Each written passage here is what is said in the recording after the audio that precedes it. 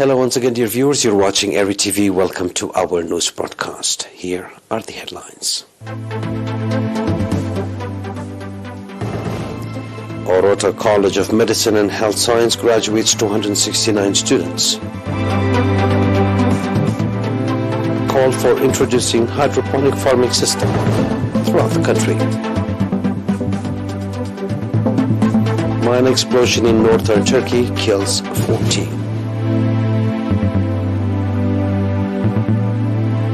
Series of earthquakes rattle Hawaii amid Mauna Loa volcano unrest. In our domestic news, Orota College of Medicine and College of Health Science conferred degree and diploma to 269 students today, 15 October. Accordingly, 28 students graduated in medicine, 19 in ophthalmology nursing, 28 in general medicine with degree, and 78 in nursing, 116 in various fields of study with diploma, indicating that human resources development in the health sector is one of the priorities of the government of the state of Eritrea. Dr. Yosef Tewolde, head of the surgical unit, said that with this substantial investment made, coupled with the effort the Ministry of Health and College of Medicine have been exerting, encouraging achievements are being registered. The representative of the graduates on his part commended the educational opportunity provided to them and further expressed conviction to live up to the expectations of the government and people that provided them the opportunity. According to reports, ever since its establishment, the Orota College of Medicine and Health Science has graduated 2,870 students in degree and 2,810 in diploma programs.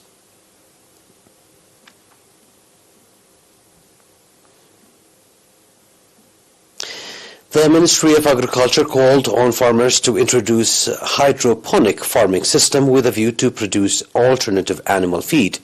Ms. Almaz Gabre-Yohannes, head of agricultural innovation at the Ministry of Agriculture, said that as part of the effort to address shortage of animal fodder, the Ministry of Agriculture is working round the clock to develop hydroponic farming on a number of cereals and especially on barley. Engineer Heran Yosef, one of the experts that are engaged in the introduction of the hydroponic farming, said that introducing the system will have significant contribution in improving the supply of nutritious food through alternative methods and is believed to be a timely solution to the deficit of green animal feed. Engineer Bethlehem Angasom, on her part, said that hydroponic animal fodder could be produced sustainably through judicious use of water, and farmers would produce it using materials at their own disposal for water shortage. Ms. Almaz also called on farmers to introduce hydroponic farming to address the existent animal fodder shortage and consult agricultural experts in their areas. Countries like Eritrea that mainly depend on rain-fed subsistence farming consider the introduction of hydroponic farming as an alternative to the conventional system.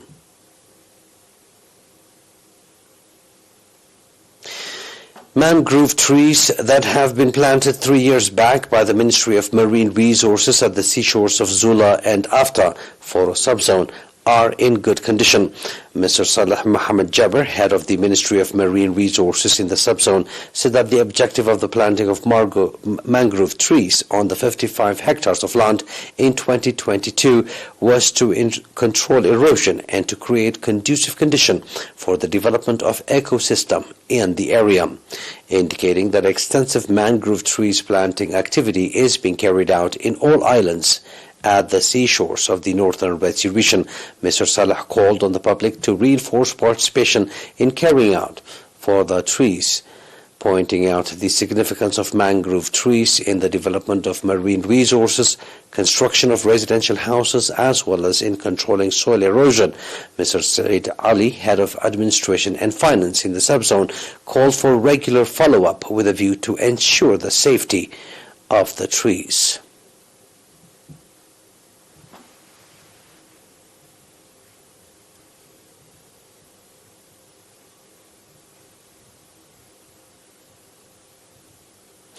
That was our domestic news. Please stay tuned for the international right after the short break.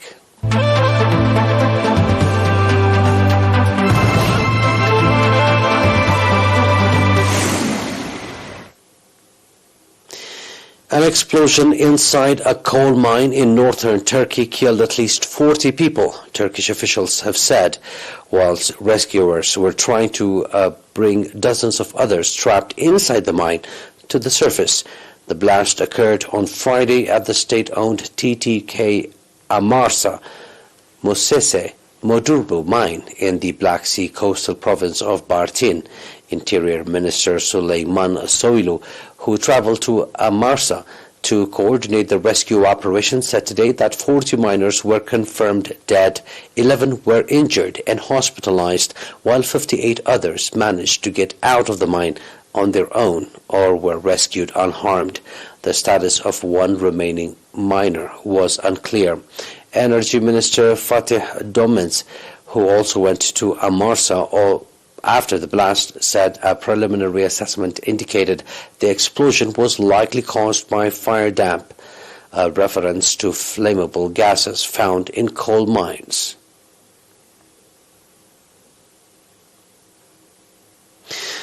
A magnitude 5.0 earthquake was the strongest of a series of tremblors that have struck Hawaii's Mauna Loa, the largest active volcano on the planet, which scientists say is in a state of heightened unrest. A series of earthquakes on Friday started with a 4.6 magnitude earthquake 24 seconds before the largest 5.0 earthquake, the Hawaiian Volcano Observatory said in a statement issued by the U.S. Geological Survey, USGS. Earthquakes have preceded previous eruptions of Mauna Loa, though they have generally been larger than the quakes experienced yesterday. The observatory said aftershocks could continue for several days to possibly weeks and may be large enough to be felt. Scientists at the observatory are monitoring Mauna Loa closely for changes.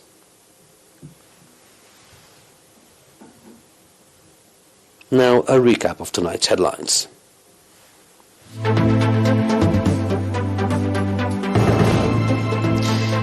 Oroto College of Medicine and Health Science graduates 269 students. Call for introducing hydroponic farming system throughout the country. An explosion in northern Turkey kills 40.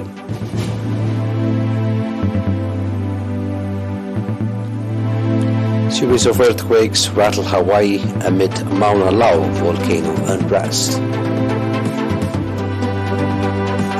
That was our news. It is good night from us.